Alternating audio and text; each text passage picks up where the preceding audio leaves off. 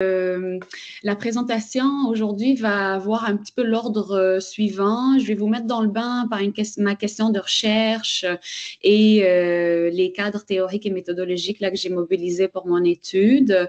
Je vais vous présenter l'échantillon de proches aidants d'origine maghrébine avec qui je me suis entretenue et je vais plonger au cœur des faits saillants, des résultats et des analyses divisés en 4 sections avec quelques citations.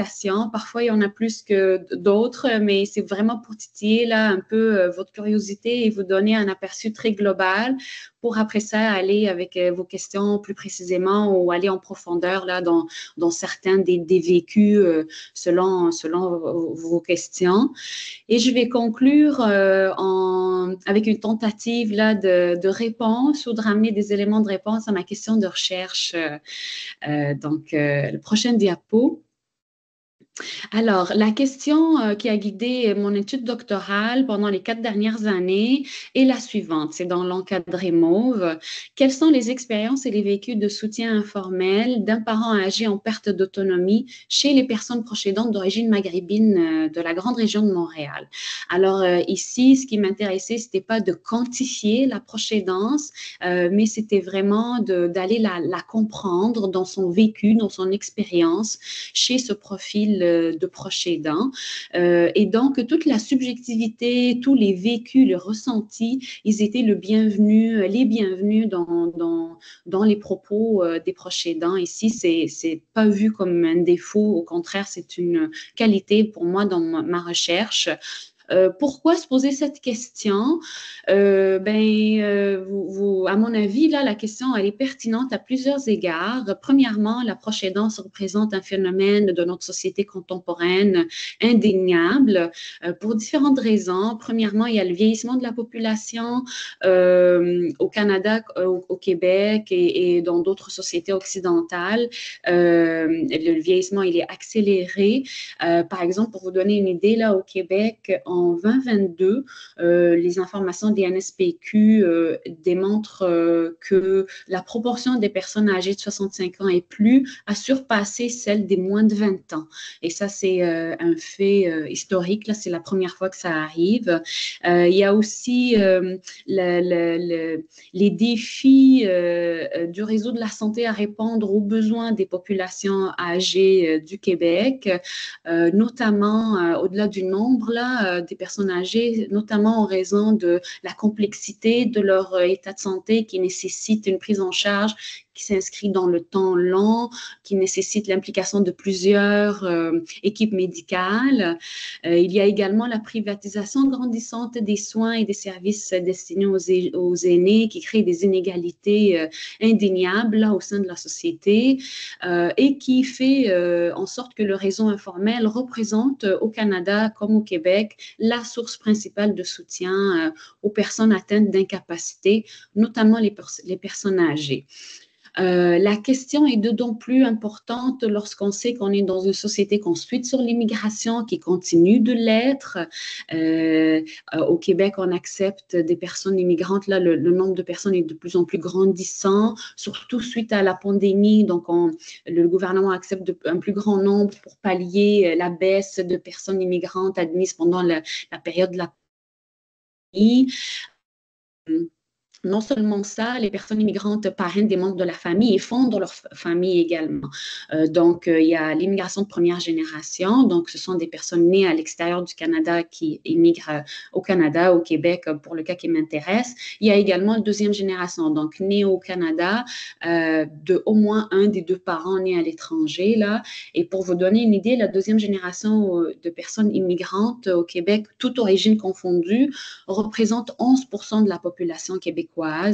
Ce n'est pas rien, c'est près de 900 000 personnes. Donc, pour toutes ces questions-là, il est important de se questionner sur les proches aidants, leur vécu et leur expérience là, de soutien.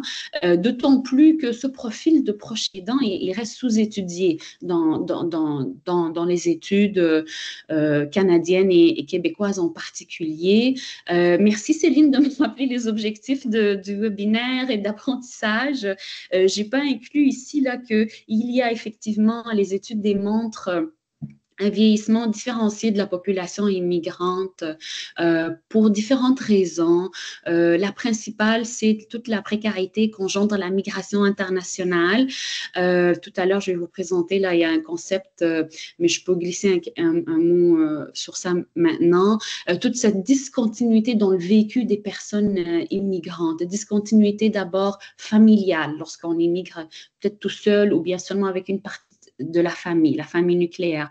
Ensuite, une discontinuité dans le réseau professionnel. Il faut réseau professionnel, dans son savoir expérientiel professionnel. Souvent, les personnes immigrantes vont retourner à l'école, sur les bancs de l'école, si j'ose dire ça comme ça, pour refaire une formation dans leur pays d'accueil et pour accéder au marché du travail plus facilement.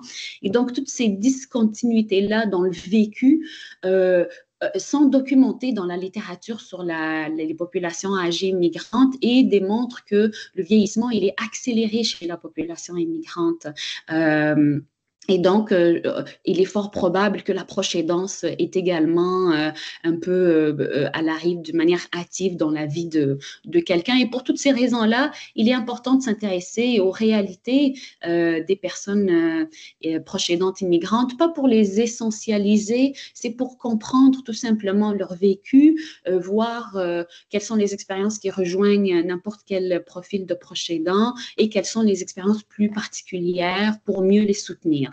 Vous comprenez que dans mon étude, là, il y a toute la sphère de la proche aidance et tout ce que cela implique. Il y a celle de l'appartenance ethnoculturelle, là, en l'occurrence, la culture maghrébine. Et il y a aussi la sphère de la migration internationale. Il y a une espèce de triptyque ici avec lequel il fallait composer tout le long de l'étude. Prochaine diapo, s'il vous plaît. Alors, pour cela, j'ai comme patchwork un cadre théorique, là, parce que il fallait s'ajuster à cette réalité unique des proches aidants issus de l'immigration. Vous les avez là devant vous. Prochain clic, Céline, s'il te plaît. Et là, je vais vous parler plus précisément du familialisme. Le familialisme, pour vous donner une idée, c'est un champ théorique qui s'est développé dans les années 80 aux États-Unis lorsque les chercheurs étudiaient les dynamiques familiales chez les communautés dites afro-américaines. Donc, pour comprendre des dynamiques familiales propres à cette population, les chercheurs ont comme mis sur la table la notion de familialisme. Et donc, vous voyez que le familialisme prend ses origines pour comprendre une communauté ethnoculturelle minoritaire et non pas en contexte migratoire. Par la suite, en étudiant d'autres communautés latino-américaines, sino-américaines, etc., on a comme greffé la réalité migratoire à cette notion-là. Mais sinon, il prend ses origines là, dans un contexte ethnoculturel minoritaire uniquement.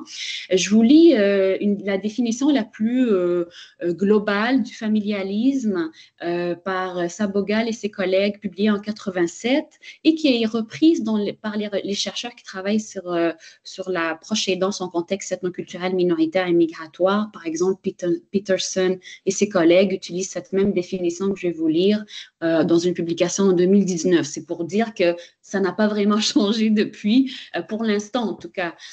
Donc, le familialisme est défini comme suit, grosso modo, un ensemble d'attitudes, de valeurs et de croyances qui s'opèrent au sein d'une famille et qui met l'emphase sur des relations familiales très fortes, des interactions entre les membres de la famille basées sur le soutien et basées sur l'interdépendance.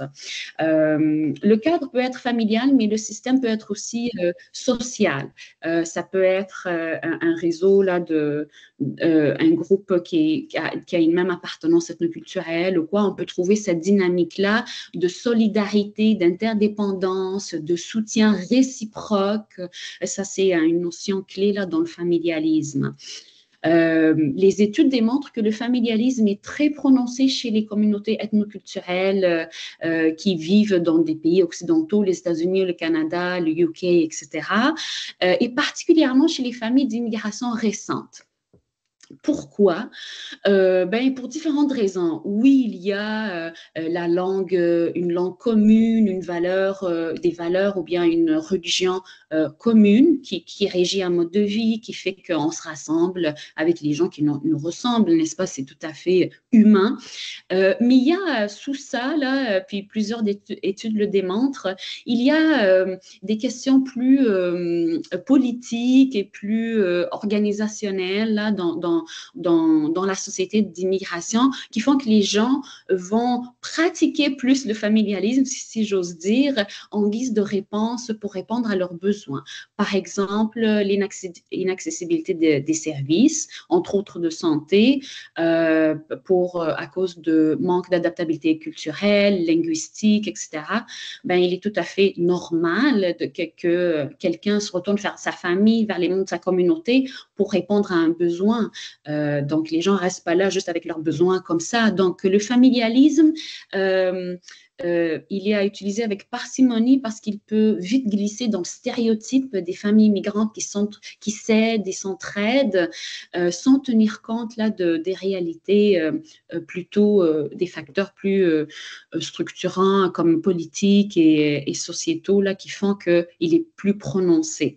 D'autant plus que le contexte migratoire peut venir ébranler cette solidarité familiale tant connue chez les populations immigrantes, étant donné que la migration internationale engendre un éclatement dans le réseau familial. Et tu as la fratrie qui est dispersée entre différents pays lorsqu'il faut fuir le pays d'origine, pour différentes raisons, puis ça c'était un autre sujet. Lorsque la migration, par exemple au Canada, se fait, mais dans différentes provinces, lorsque finalement on arrive à tous habiter à Montréal, mais suite à 8 ans de processus d'immigration, chacun a immigré à un moment différent, ben, vous comprendrez là que les relations familiales et les solidarités familiales peuvent se trouver mises à mal et fragilisées. Et donc, le familialisme n'est pas nécessairement automatique. Peut-être avant de parler de méthodologie, ça me fait penser à, par exemple, deux proches aidants. Un homme proche aidant qui me dit ouais, sur une fratrie de 6 au Canada, à Montréal, il est seulement lui puis un de ses frères qui ont été impliqués dans le soutien à leur père pendant à peu près 3 ans.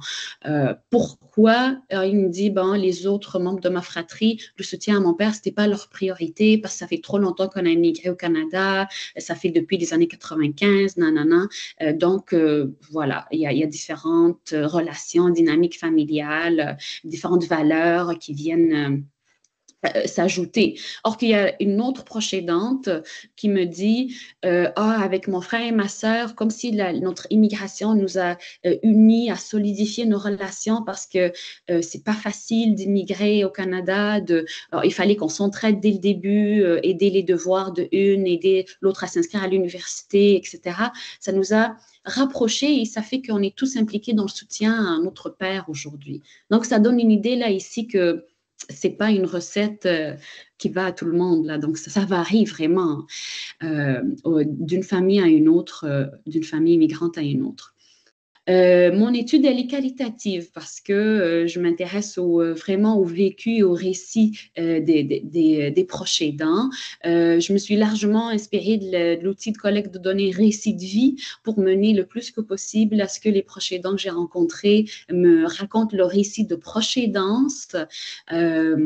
Souvent, on commence par me raconter comment on est arrivé au Canada, un petit peu la fratrie, si elle a suivi ou pas, ou est-ce qu'elle a immigré ailleurs dans le monde, le parent âgé, qu'est-ce qui a fait que à partir du pays d'origine, il fallait qu'il rejoigne un des enfants immigrés, etc.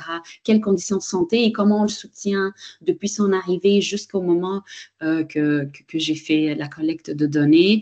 J'ai effectué 2 groupes de discussion avec les proches aidants et j'ai effectué une analyse thématique. Je me suis également entretenue avec des informateurs clés. Ce sont des leaders de la communauté maghrébine, hommes et femmes, des intervenants et intervenantes dans le milieu communautaire qui desservent les populations immigrantes, les populations âgées et les proches aidants pour avoir une vision plus globale. Mais on peut parler de la méthodologie plus tard, si vous voulez, plus en détail. Prochaine diapo, s'il vous plaît. Voici l'échantillon des proches aidants avec qui je me suis entretenue. Alors, 12 au total pour les entretiens individuels, principalement effectués à distance. Sinon, avec les groupes de discussion, j'ai rencontré un total de 14 proches aidants. Il y en a qui sont ajoutés au fur et à mesure. Un clic, s'il vous plaît, Céline. Alors, les flèches indiquent les proches aidants hommes qui ont participé à ma recherche. Un autre clic, s'il vous plaît.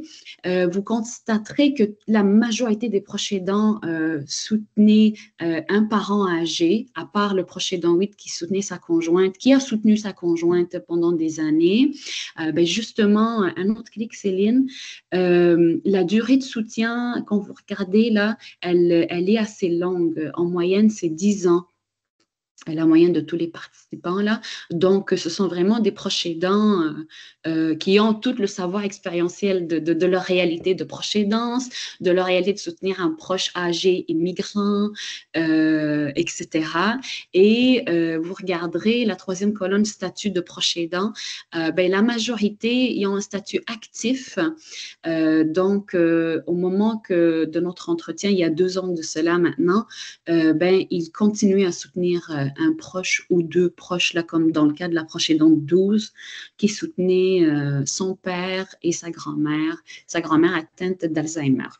Donc, essayons de garder ça en tête, là, que vraiment, c'est ce profil-là de participants, puis on pourra revenir au profil là, des participants si vous avez des questions plus spécifiquement. Prochaine diapo. Bon, les faits saillants, c'est comme le cœur des résultats et des analyses. Il n'y a pas beaucoup d'études qui ont exploré la proche aidance en contexte migratoire. On a des suppositions ici et là. Il y a quelques études à l'international dont les conclusions sont difficiles à appliquer chez nous, au Canada, au Québec en particulier, parce que c'est pas la même offre de services de soins, c'est pas la même population migrante, c'est pas les mêmes politiques. Donc, il fallait, je crois, mener notre étude ici. Le premier résultat là, que je vais vous partager, c'est la perception de la proche aidance chez les proches aidants d'origine maghrébine à qui j'ai parlé. Cette perception, elle est traversée simultanément par l'appartenance ethnoculturelle et par le contexte migratoire. Alors, l'appartenance ethnoculturelle, là, vraiment, il sort d'une manière évidente dans les propos des proches aidants que les personnes âgées, ce sont des personnes valorisées dans la culture maghrébine. Elles ont un statut actif au sein de la société, au sein de la famille en particulier. Les personnes âgées sont reconnues pour leur savoir de la vie. Elles deviennent une source de conseils. Elles sont des personnes de confiance à qui on confie les enfants pour compléter l'éducation des parents. Et donc, les personnes âgées jouent pleinement leur rôle de grands-parents, un rôle valorisé qui a de l'importance et qui vise un rôle là par lequel il y a une espèce de legs culturel. Surtout en contexte migratoire, ce legs culturel prend de l'ampleur et il est de plus en plus important. Un clic, s'il vous plaît, Céline, il y a une citation ici que je vais vous lire.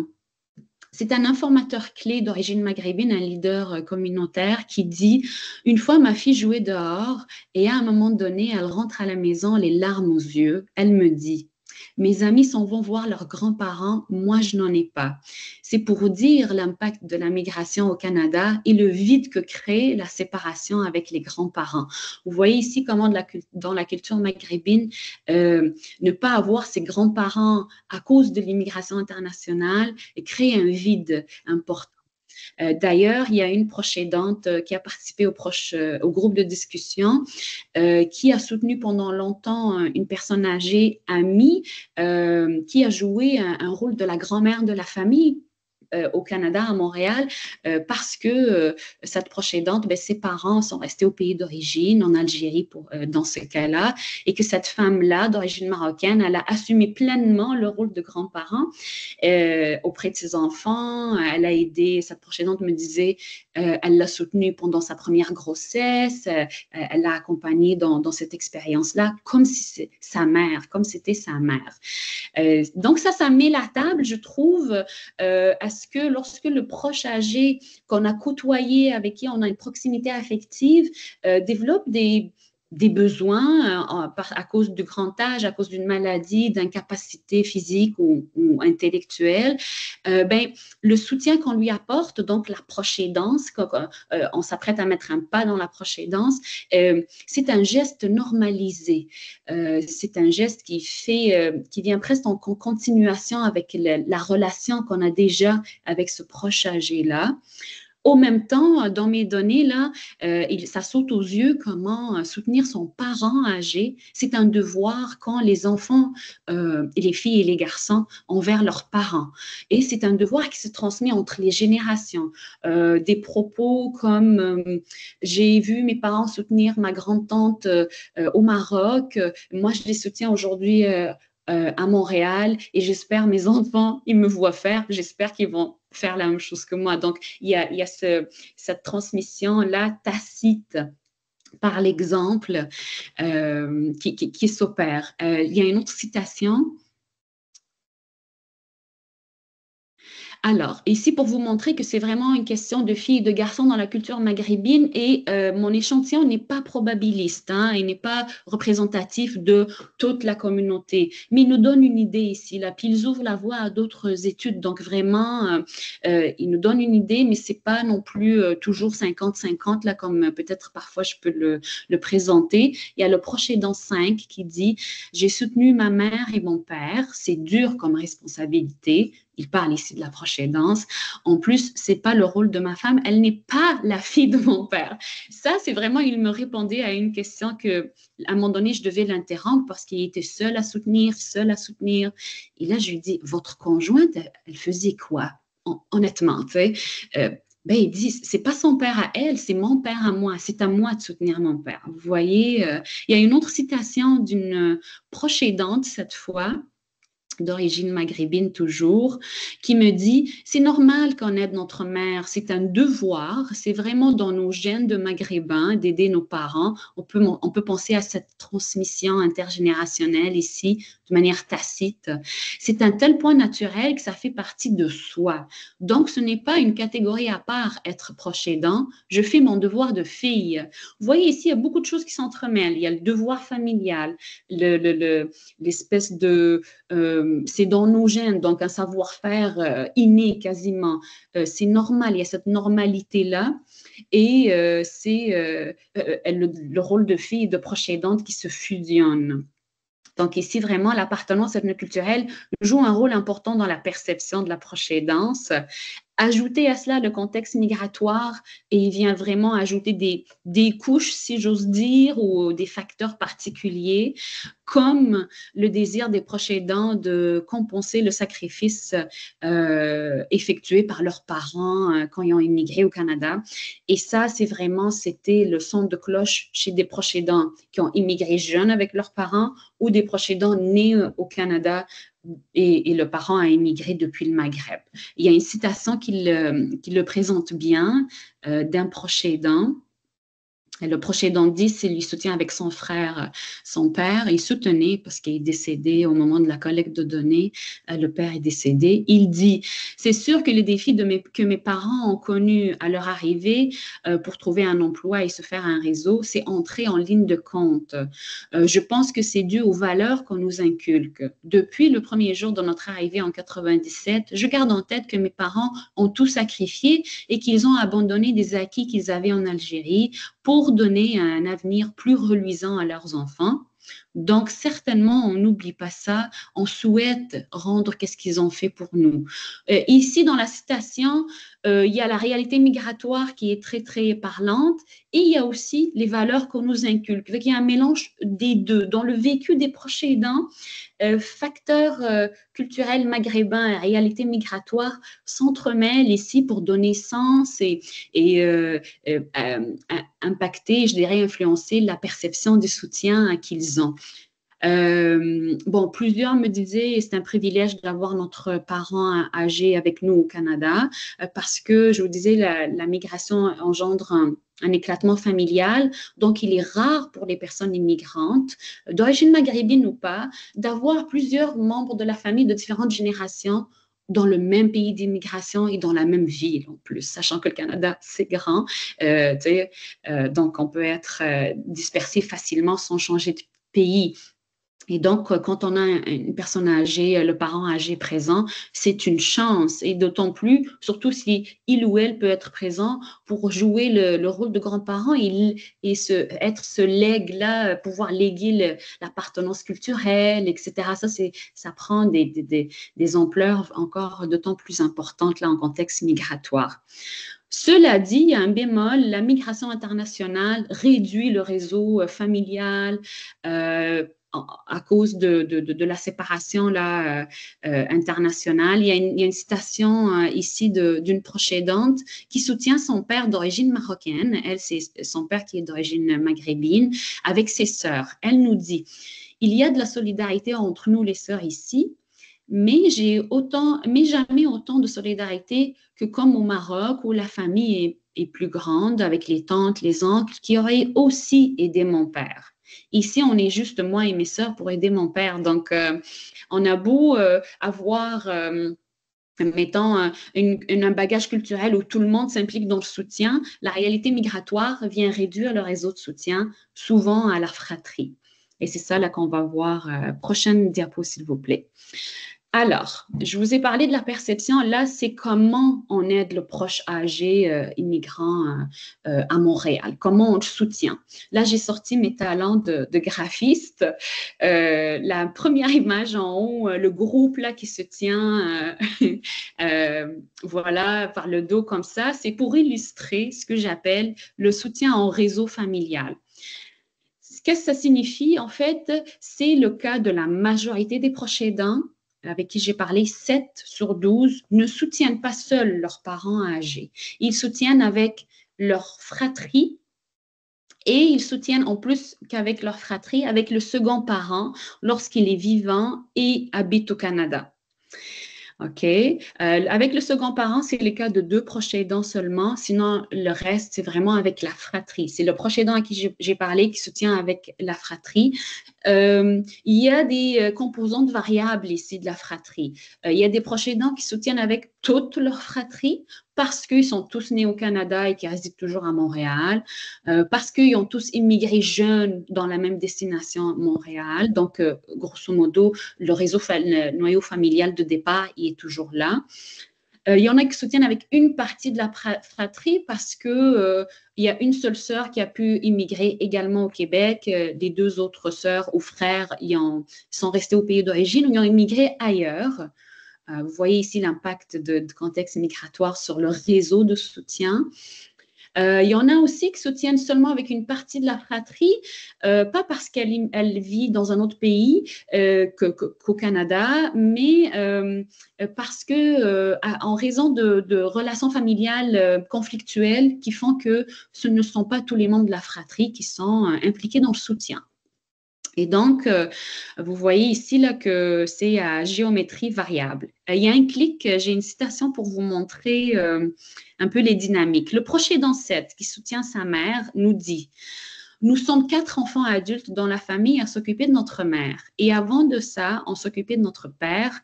Chacun à sa manière, parce que c'est trop pour un seul d'entre nous de le faire. » Vous voyez ici, chez ce proche aidant, mais chez aussi les autres proches aidants qui soutiennent en réseau familial, il y a cette prise de conscience que la proche aidance pour une seule personne, c'est une grosse responsabilité et que c'est mieux au sein d'une fratrie de la partager finalement. Mais partager ne signifie pas partager à l'identique. Ici, ce proche aidant dit chacun à sa manière, donc être tous impliqués et être impliqués à sa façon.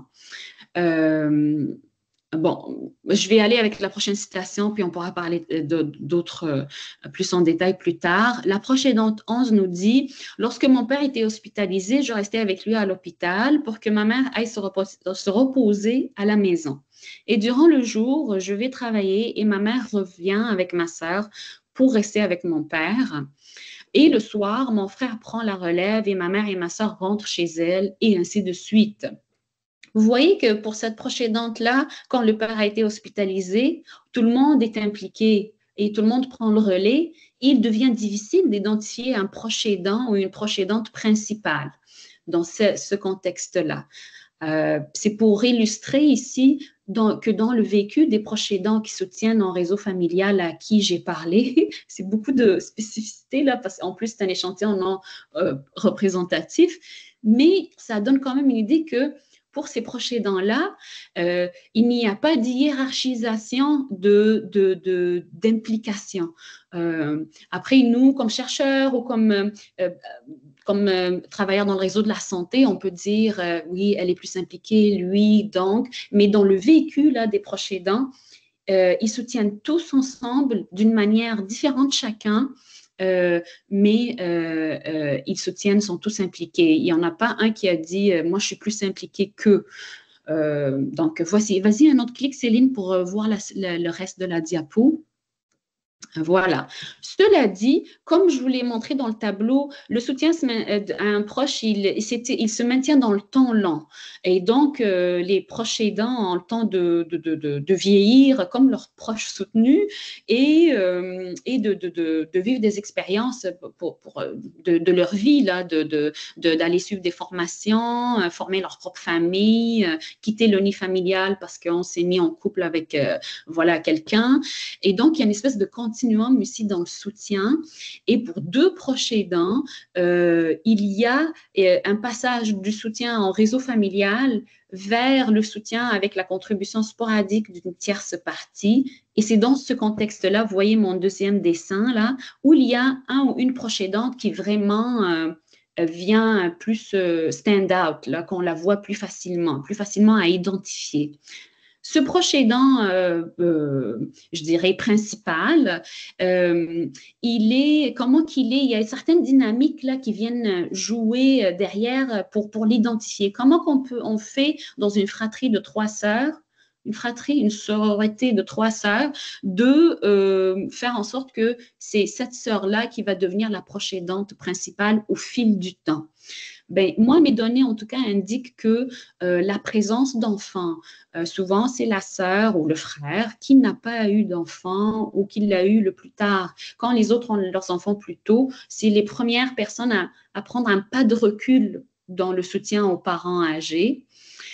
Et de soutenir plus financièrement qu'être là au quotidien. Et il y a aussi le lieu de résidence. Lorsque le proche réside le plus proche du parent, du domicile du parent soutenu, c'est souvent lui ou elle qui est le proche aidant principal. Il y a aussi la profession, mais à moindre degré. Là, vraiment, les deux principaux facteurs, c'est la présence d'enfants en bas âge et le lieu de résidence. Voilà. Le troisième cas de figure qui n'est pas le plus commun dans mon échantillon, c'est soutenir seul. Et il arrive il y a différentes réalités qui mènent à ce que un proche aidant d'origine maghrébine soutienne seul. Comme je le disais tout à l'heure, en raison de la migration, c'est pas lorsque ce ne sont pas tous les membres de la fratrie qui émigrent, ben, il est possible que le proche aidant là, maghrébin ou d'autres origines ait à soutenir seul son proche, même si dans la culture d'origine, on ne soutient pas seul, etc. La réalité migratoire peut mener à ce que le proche soutienne seul. Il y a aussi des politiques d'immigration. Là, je pourrais vous donner des détails plus tard, mais quand la mère, elle veut immigrer avec son frère qui habite en Espagne parce que c'est avec eux qu'elle a vécu le plus, par exemple, dans le pays d'origine au Maghreb, et elle s'est attachée aux petits-enfants. Sauf que les politiques d'immigration espagnoles, par exemple, ne permettent pas leur réunification familiale facilement, et l'état de santé se détériore de la mère. Donc, il se peut que la fratrie, donc par exemple la proche aidante qui habite à Montréal, elle devait faire les démarches pour parrainer sa mère plus à Montréal, et ce sont des circonstances de réalité migratoire. Pour une proche aidante, c'est son genre. Le fait qu'elle soit la première fille de la fratrie a fait que toute la famille autour d'elle l'a identifiée implicitement et explicitement comme la proche aidante de son père et de sa grand-mère atteinte d'Alzheimer. Ça existe également. Il y a également l'historique de leader familial. Il y a un proche aidant qui soutient seul ses parents, les deux, là, mais je lui parlais, il soutenait son père à ce moment-là, qui a immigré d'abord au Canada. Il a parrainé son frère qui est venu faire ses études au cégep et depuis, il est installé à Montréal. Par la suite, il a parrainé ses parents. Et donc, quand les parents il y a une nécessité du besoin, un soutien, c'est vers lui qu'on se tournait et c'est les attentes de soutien retomber en quelque sorte sur lui. Et pour ce proche aidant-là, ben, c'est le fait qu'il a toujours été le leader de celui qui a ramené tout le monde au Canada, celui qui a veillé aux besoins et à l'intégration sociale et économique de tout le monde. Et donc, il devenait un peu la source de soutien pour ses parents, un peu par défaut. Prochaine diapo. Bon, je vous ai montré comment on soutenait le proche. Là, on le soutient avec quoi? Avec quel besoin? Je vais regarder le temps. OK. Très rapidement, il sort là de mes résultats que les proches aidants soutiennent psychologiquement leurs proches âgés en lui rendant visite, en organisant des sorties culturelles, notamment, par exemple, maghrébines, religieuses, etc. Parce que, en fait, dans les propos des proches aidants, on note une importante isolation sociale chez les personnes âgées immigrantes d'origine maghrébine. Et c'est un constat qui concorde avec des études qui démontrent que les populations âgées immigrantes ont un plus grand degré d'isolement social que les personnes âgées non immigrantes. Et puis, cet isolement-là, puis les personnes proches aidantes d'origine maghrébine m'en ont parlé, s'exacerbe lorsque l'offre de services de socialisation dans le quartier n'est pas adaptée linguistiquement. Et par exemple, deux proches aidants, leur mère est allophone, parrainée récemment depuis le Maghreb. Elle ne peut pas participer aux activités qui se tiennent seulement en français ou destinées aux aînés de leur quartier. Une autre proche aidante me dit que sa mère, elle est parfaitement francophone, mais elle ne peut pas participer aux activités de socialisation aux personnes âgées dans son quartier parce qu'elle ne concorde pas culturellement à ses intérêts. Par exemple, elle m'a dit, parmi les activités offertes, il y a les visites à l'église, par exemple.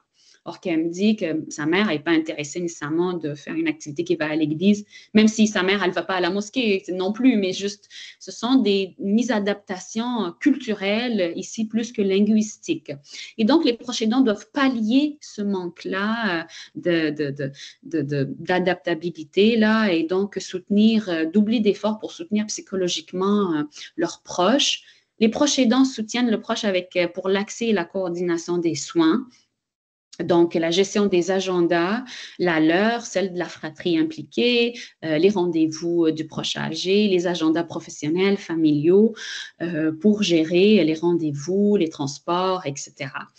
Les proches aidants aussi font de grands efforts pour trouver un médecin de famille arabophone pour leurs parents, surtout lorsque le parent est allophone, pour lui permettre de parler de sa condition de santé directement en ces mots et pour lui donner un espace, le seul espace dans le réseau de la santé où il peut s'exprimer directement avec son médecin ou son professionnel de la santé. Parce que lorsque le parent est allophone, dans tous les autres espaces du réseau de la santé, mais pas que toutes les interactions avec le gouvernement, c'est le proche aidant qui joue le rôle de proche aidant interprète d'une manière informelle. Le soutien aussi qu'offrent les proches aidants, il est financier. Il prend différentes proportions. Les deux les plus importantes, c'est un soutien financier de 100% là, aux parents parrainés. Parce que lorsqu'on parraine un parent depuis le Maghreb ou n'importe quel pays d'origine, on a l'obligation légale au Québec, comme partout dans toutes les provinces au Canada, de veiller aux besoins financiers du parent âgé pendant les 10 premières années de sa vie au Canada.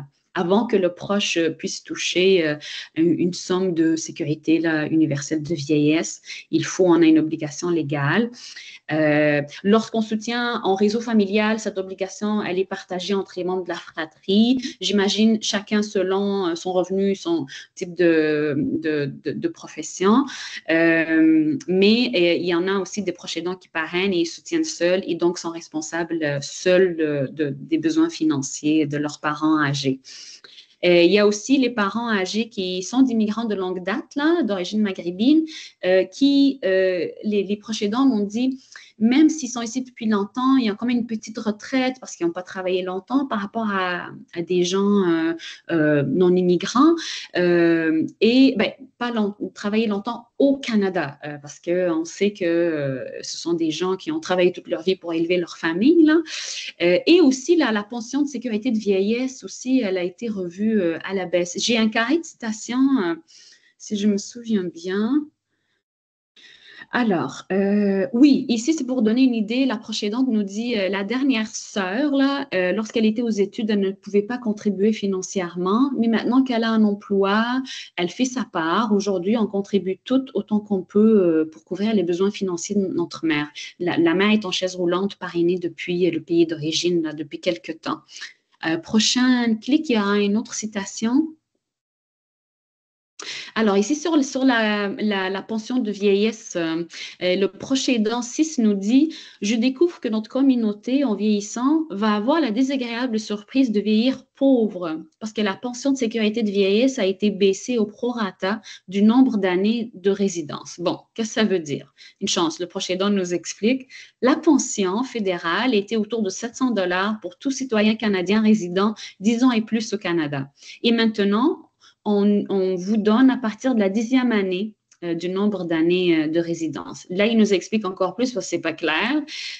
En tout cas, moi, parce que tu dis, de quoi qu'il parle? J'ai jamais entendu parler de ça. C'est quoi ça? Là, le proche aidant me dit, à mon âge, 65 ans, j'ai cotisé pendant 17 ans de vie au Canada, donc on me compte juste 7 années de cotisation, parce que c'est à partir de la 10e année, on commence 1, 2, 3. Et on me donne, si je vous disais, c'est ridicule, autour de 300 $ par mois. Hein? Alors, c'est aux enfants de compenser ce manque-là et c'est injuste d'après ce proche aidant. Vous voyez ici que ce n'est pas l'appartenance ethnoculturelle qui vient fragiliser financièrement le proche soutenu et pour lequel le proche aidant doit le soutenir financièrement. C'est le statut de personne immigrante qui est particulier ici à la réalité des proches aidants issus de l'immigration parce que quelqu'un d'autre de descendance française et anglaise qui soutient une personne âgée n'a pas ce souci-là ou cette compensation à faire. La personne âgée va recevoir la pleine compensation de sécurité de vieillesse, mais pour la personne immigrante, elle ne devient plus la sécurité de vieillesse, mais je dirais de l'insécurité de vieillesse. Donc, il y a des soutiens peuvent être similaires à première vue, comme soutien financier, soutien psychologique, mais les raisons sous-jacentes sont particulières au contexte migratoire et parfois ethnoculturel également. Prochaine diapo.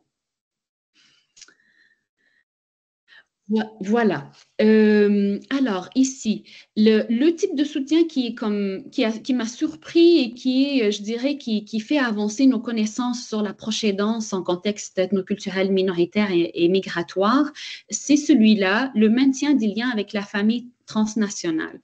Les proches aidants font beaucoup de travail et d'efforts là, pour faire en sorte que leurs proches âgés continuent à entretenir ces relations avec la famille restée au pays d'origine ou avec les autres frères et sœurs qui ont immigré en Europe, par exemple, et à un tel point que dans les analyses, on ne peut pas ne pas le considérer comme un type de soutien à part entière, comme le soutien psychologique et le soutien financier et tout. Un clic, s'il vous plaît. Parce que les proches aidants le font de deux manières. Ils fournissent tout le matériel numérique, ils accompagnent le proche pour le mettre en contact avec les applications, connexion Internet et tout. Puis les proches aidants m'ont dit une fois sur deux, il fallait remontrer parce que ce n'est pas facile, les mises à jour des applications, etc. Il faut que le proche aidant, une fois sur deux, soit là pour mettre en lien à distance le parent âgé avec les enfants, les petits-enfants qui n'habitent pas au Canada. Il y a aussi 3 des proches aidants avec qui je parlais qui ramènent leurs proches âgés pour rendre visite en personne à des membres de la famille restés au pays d'origine ou dans d'autres pays pour entretenir ce lien-là en personne. Et les proches aidants accompagnent le proche âgé. Donc, les proches aidants avec qui j'ai parlé sont proches aidants au Canada, à Montréal, et sont proches aidants lorsqu'ils sont de retour au pays d'origine pour que le proche continue à maintenir ses relations avec la famille élargie. Et donc, il y a comme un aspect transfrontalier à la proche aidance. Et je vous laisse imaginer là toute la logistique que cela prend pour renouvellement de passeport, de visa, prescription de médicaments, le matériel médical peut-être un peu plus compact pour le voyage, gérer les jours de congés payés, non payés, médicaments, assurance, effectivement. Donc voilà, et la pression financière que ça peut engendrer, on pourra en parler. Mais vraiment, ça, c'est un type de soutien qui n'a jamais été visibilisé. On le trouve dans aucun document portant sur la proche aidance, tout simplement parce qu'on n'a pas encore étudié les populations immigrantes et leur réalité de proche aidance. Et ça, c'est the tip of the iceberg. Il faudrait aller comprendre plus en profondeur ce genre de soutien et ses impacts sur les proches aidants. Prochaine diapo. Non, il y a un clic en fait. Oh, voilà. Alors, où se trouvent les ADLs? C'est les Activities of Daily Living. Le fait que les proches aidants, moi je ne vois pas les commentaires, hein, mais bon, le fait que les proches aidants, pour l'instant, aucun n'a mentionné soutenir avec préparation des repas, les ménages, l'aide peut-être avec l'hygiène, faire les courses. Je ne sais pas s'il y a des tentatives là, de réponse, quelqu'un qui a une idée, pourquoi est-ce que dans mes résultats, on ne trouve pas ce genre de soutien qui existe là, dans les vécus des proches aidants? Je ne sais pas si quelqu'un peut tenter une réponse. C'est le moment où vous pouvez lever la main si vous voulez.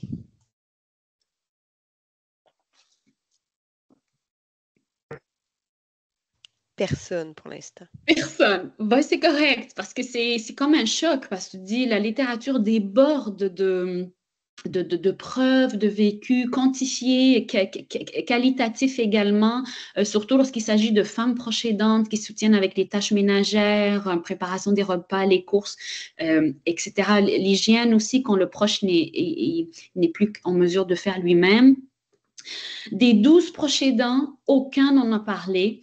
Et je crois que ce n'est pas un oubli nécessairement. Je crois tout simplement que, en tout cas mon hypothèse, dans le récit de proche aidance, faire les courses, aider le parent avec le ménage, cuisiner, ne représente pas des tâches de proche aidance. Ce sont des tâches déjà qui existaient avant que le proche nécessitait du soutien, avant que le proche tombe malade, avant qu'il commence à perdre son autonomie. C'était des relations déjà d'échange et de qu'est-ce que j'ai mis ici là, qui normalise, ce sont des tâches qui existent, qui viennent normaliser finalement ce genre de soutien que tous les proches aidants, hommes comme femmes, ne m'en parlent pas finalement parce que je leur dis racontez-moi votre réalité, vous aidez votre mère avec quoi, votre père, qu'est-ce que vous faites? Et donc, quand au préalable on fait déjà ce genre de tâches, elles deviennent normalisées finalement et elles deviennent invisibles aux yeux des proches aidants qui ne les perçoivent pas comme de la proche aidance. Par rapport à, par exemple, faire l'interprétariat entre le proche soutenu et le réseau de la santé, qui est comme beaucoup plus apparent. Mais ça, c'est vraiment pour ouvrir la voie à d'autres recherches, la voir pourquoi, qu'est-ce qui explique, etc. Prochaine diapo. Alors, c'est la dernière diapo avant la conclusion. Les faits saillants là des impacts de la proche aidance sont nombreux. Ils ont pris beaucoup de place dans les propos des proches aidants. C'est pour dire l'importance de leur ressenti. D'abord, il y a un renversement des rôles. Je vous donne un instant pour lire la citation ici.